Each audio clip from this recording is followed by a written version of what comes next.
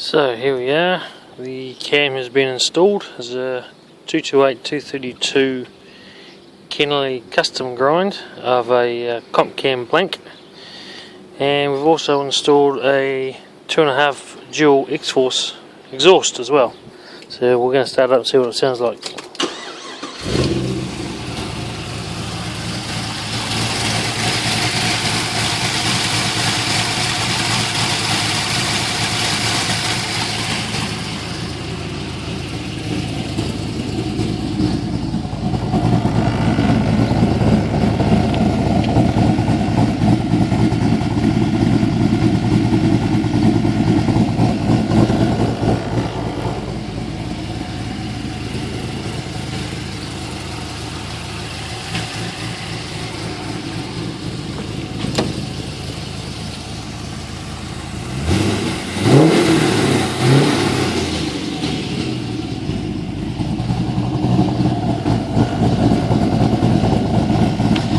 So there you have it.